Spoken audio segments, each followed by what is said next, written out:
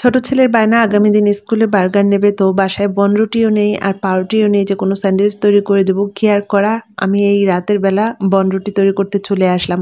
আসসালামু আলাইকুম, নতুন আরেকটা ভিডিও নিয়ে চলে আসলাম। আশা করছি আপনারা সবাই ভালো আছেন। আলহামদুলিল্লাহ, আল্লাহর অশেষ রহমতে আমরাও সবাই ভালো আছি। রাত 9টার দিকে হঠাৎ করে ভাবলাম যে বনরুটি তো আমিও তৈরি করতে পারি, দেখি চেষ্টা করে হয় কিনা। তো এরপরে আমি এই খামিরটা তৈরি করে রেখেছিলাম, আর এরপরে আমি গোল বাটিটার মধ্যে যখন আর কি খামিরটা ফুলে উঠলো, তারপরে গোল বাটিটার মধ্যে আমি বনরুটির শেপে সেটা ঢেকে রেখেছিলাম, আর মনেও ছিল না, ভুলে গিয়েছিলাম। এরপরে আপনাদের ভাইয়া যখন 12:30টার দিকে বাসায় আসলো, তারপরে তাকে যখন রাতে খাবার দিতে যাব, তখন মনে পড়লো যে আমি তো সেই বনরুটিটা এখনো ওভেনে দিইনি। তো এরপরে আমি সেটা ওভেনে দিয়ে দিলাম।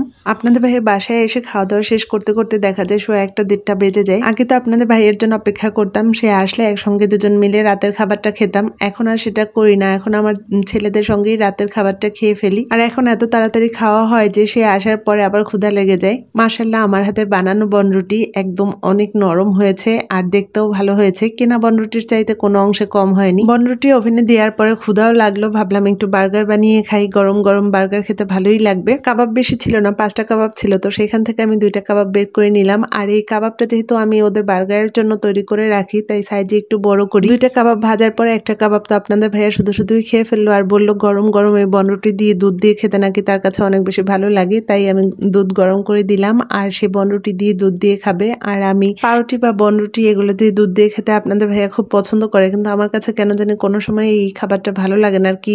পাউরুটি বা বনরুটি দিয়ে দুধ দিয়ে এই খাবারটা আমার কাছে কখনোই ভালো লাগে না। অনেকে দুধ ভাত খুব মজা করে খায়, ছোটবেলা থেকে আমি এটা পছন্দই করতাম না আর কি, দুধ ভাত আমি খেতে পারতাম না। তো যাই হোক, আপনাদের ভাইয়াকে দুধ গরম করে সেই বনরুটি দিয়ে দিলাম। গরম গরম বনরুটি দিয়ে গরম গরম বনরুটি খাওয়ার মজাই আলাদা। আর এখন রাত কিন্তু অনেক বাজে, 1:03 বাজে, আর এখন আমি আমার হাতে বানানো এই বনরুটি দিয়ে একটা কাবাব নিয়ে বসলাম।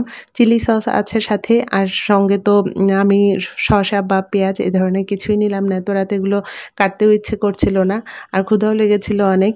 আর অন্যদিন তো দেখা যায় যে আপনাদের ভাইয়া খাবার খেয়ে উঠতে উঠতে 1:30টাও বেজে যায়। তো আমরা ঘুমোতে ঘুমোতে দেখা যায় 2:30 3টে এরকম বেজে যায়। আবার তো সেই সকালবেলা ঘুম থেকে উঠতে হয় 6টার সময়। আমার বাচ্চারা স্কুলে যাবে, তখন উঠতে হয়, ওদেরকে উঠাতে হয়, ওদের টিফিন রেডি করে দিতে হয়। তারপরে ওরা স্কুলে চলে যাওয়ার পরে 1 ঘন্টা আবার একটু রেস্ট নিই। তারপরে রেস্ট নিই বলতে একটু শুয়ে থাকি। তারপরে আবার যখন খালা আসে, কিছুক্ষণ পরে আবার খালা চলে আসে, তখন তো আবার উঠতে হয়, তখন তো আর শুয়ে থাকা যায় না। যে কোনো খাবার ঘরে তৈরি করতে কষ্ট আছে, কিন্তু নিজের হাতে তৈরি করা খাবার সবাইকে খাওয়াতে অন্যরকম একটা আনন্দও আছে।